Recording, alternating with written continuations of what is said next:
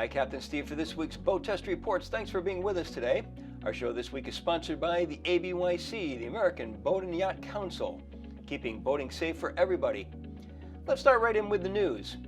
Mastercraft again has proved its position as the top innovator in the towboat category with its new X26 model.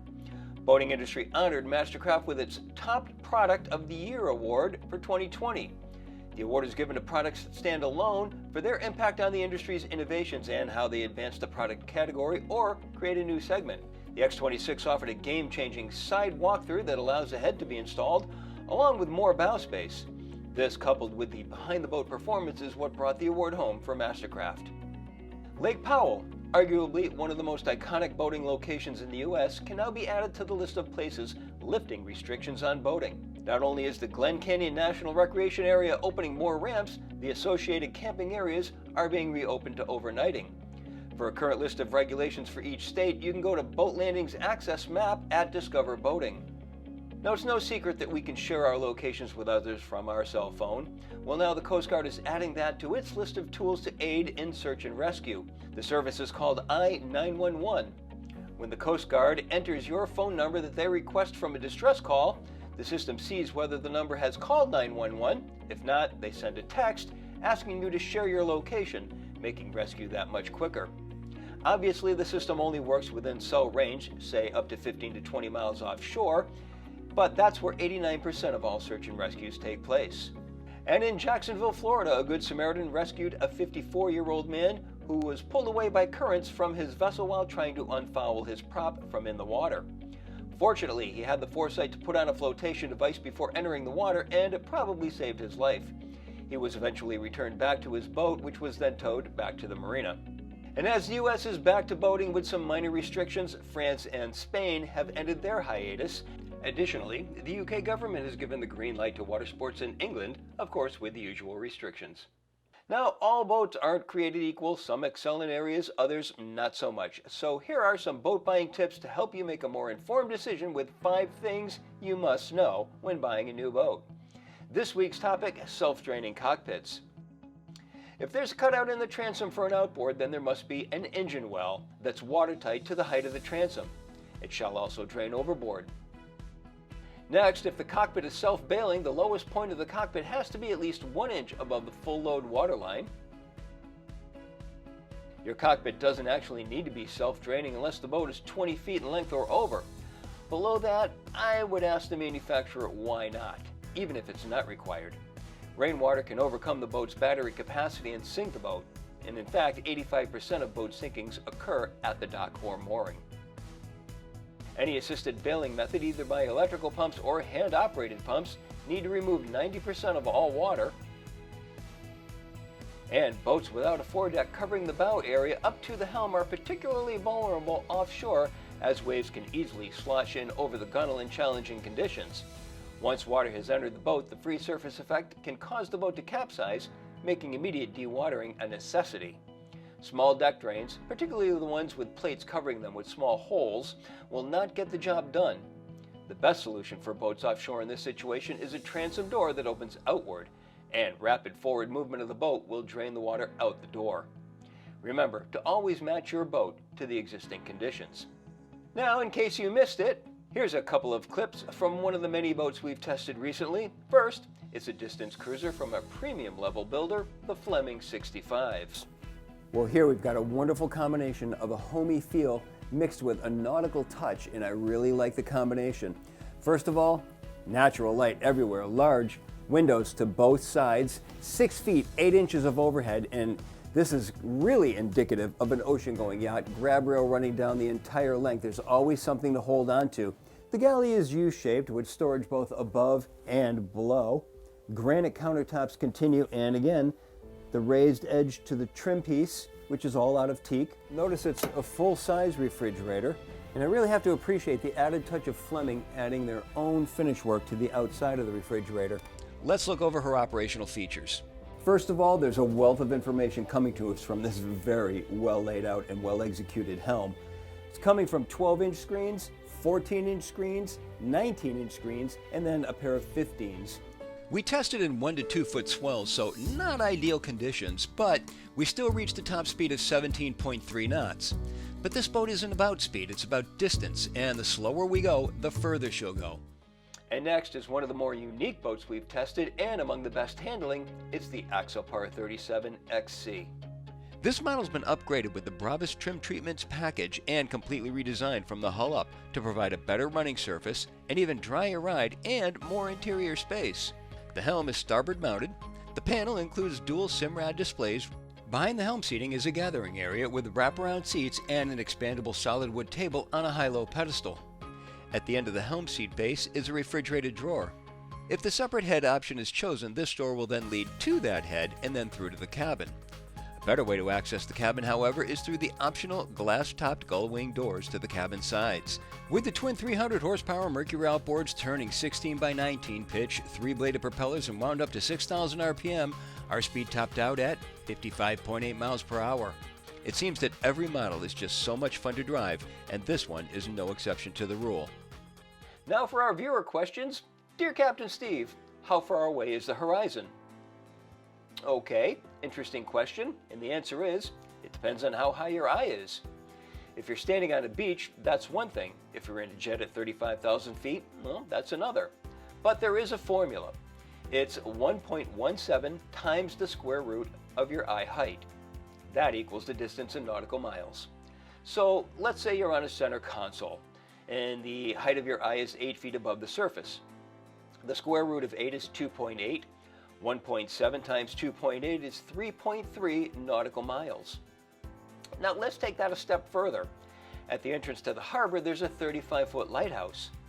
When will I see its light from that center console? Well, just add my horizon to the lighthouse's. 35 feet has a square root of 5.9. 1.17 times 5.9 is 6.9 nautical miles. 6.9 plus my 3.3 equals 10.2 nautical miles for the distance off that lighthouse should become visible. Now let's continue with the popular segment, Questions from the Captain's Exam. You are en route to Jacksonville, Florida from San Juan, Puerto Rico. There's a fresh northerly wind blowing. As you cross the axis of the Gulf Stream, you would expect to encounter A. cirrus clouds, B. smoother seas and warmer water, C. steeper waves closer together, or D. long swells. And the correct answer is C. Doesn't really matter where you're headed in the Gulf Stream, the results are the same. Anytime the wind is blowing against the current, you can expect higher waves closer together. Since the Gulf Stream runs to the north, with a northerly wind, remember winds always blow from, you will therefore have wind against the tide, and fresh describes winds blowing 19 to 24 miles per hour, strong enough to give you steeper waves. Now for a rules of the road question. Which vessel may combine her side lights and stern light in one lantern on the fore and aft center line of the vessel? A. a 16-meter sailing vessel, B. a 25-meter power-driven vessel, C. a 28-meter sailing vessel, or D. any non-self-propelled vessel. The correct answer is A. According to Rule 25B, in a sailing vessel of less than 20 meters in length, the side lights and stern light may be combined in one lantern carried at or near the top of the mast, where it can best be seen. Now, today's boats are much safer than ever before, largely in part to the standards imposed on builders to adhere to that level of safety. These rules were established by the ABYC, which were largely adopted by the NNMA for enforcement among their members. Here to talk to us about those standards is the author of Outboard Engine Maintenance, Troubleshooting, and Repair, The Power Boater's Guide to Electricity, the 12-Volt Bible for Boats, Advanced Marine Electrics and Electronics Troubleshooting, and the Curriculum Designer at ABYC, Ed Sherman. Ed, thanks so much for joining us today. Well, thanks for having me. I have a few questions for you. What percent of the ABYC standards does the NNMA expect for, and why isn't it 100%? They use about 70% of the standards. They're standards that have been around for eons, and some of our standards are not really standards. They're what we refer to as technical information reports. Our A22 standard, which covers marine compressed natural gas, well, CNG has not been popularly available for boat use since the 80s. Are there any important standards where you feel that there's too much latitude given to the builders? We do a pretty good job of addressing the genuine needs. And a lot of that has to do with the makeup of our technical committees. You have to realize that these committees are made up of a very large cross-section of people from the industry. Insurance people, lawyers in some cases, boat builders, service technicians, engineers that work for boat building companies, hitting the key points without creating unnecessary burden. But do you think there are any areas that the ABYC needs to get into that it doesn't? An emerging technology where we're starting to see more and more wireless equipment installed, Bluetooth enabled devices and such. Mm-hmm. I think it needs another look. Are there examples where CE standards are tougher than ABYC standards? They're very concerned with noise emissions and require testing in that area. We don't even address it. And then the other big area that is scantlings, hull construction, and all the materials that are used is a part of the ISO requirements. And there's no demonstrated need for it in our market.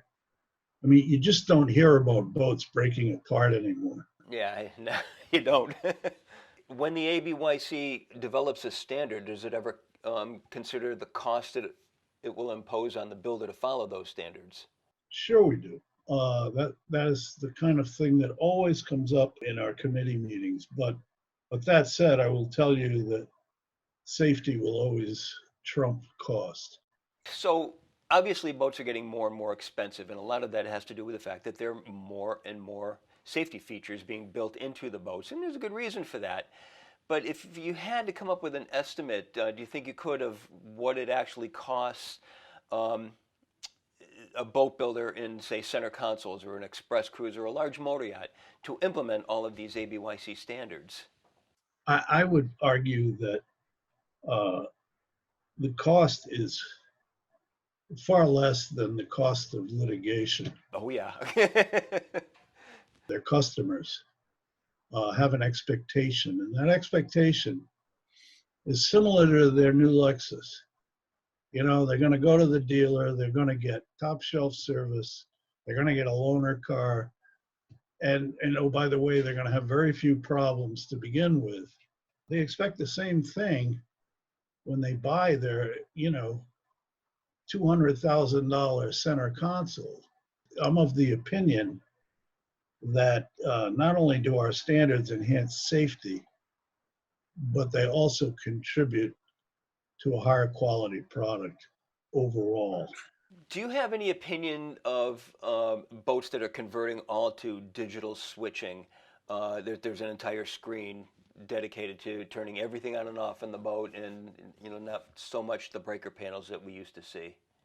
Fundamentally, they'll be more reliable in the long run. Well, Ed, hey, thanks so much for being with us today. I really appreciate you taking the time to talk to us. Stay well, my friend.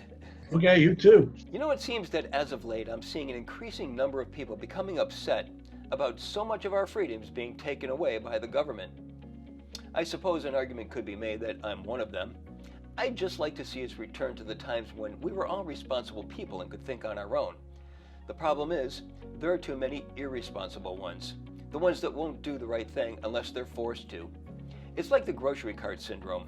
You could return the cart, there's no penalty for not returning it, but not everyone bothers to return it.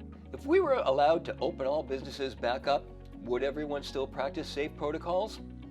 Some would. Others keep our hands tied. Consider the case of the park ranger in Austin, Texas that was trying to get a crowd to social distance and was pushed into the water. What message does that send to officials who have the ability to shut down the access to this park? Here on Cape Cod, just this weekend, a hugely popular ice cream parlor opened with social distancing guidelines, but it didn't take long before the patrons waiting in line became unruly and a mob mentality took over. A Cape Cod ice cream shop in the national spotlight after their first day back was marred by rude customers. We were only doing curbside pickup, so you had to sit in your car in the parking lot. Some people would get out of their car and pretty much don't tell me what to do. He says his youngest employee got the worst of it. It was like you let caged animals out of their cage after being in it for 7 to 8 weeks, and then they took it on the easiest prey. They took it all out on this poor 17-year-old girl. Until we all start behaving properly, we can't expect government intervention to stop anytime soon. And if there were ever a stronger motivation to act responsibly, one only has to look out the window to see how things have become. So let's all help get back to our more normal world, or at least the new normal, and act like it's what we want. As for the way things are now, well, as my mother used to say, this smells funny, and I'm not going to eat it. Well, that's our show for this week. As always, keep those questions coming, stay safe, practice social distancing, and thanks for watching. As always, I'm Captain Steve, and I'll see you on the water.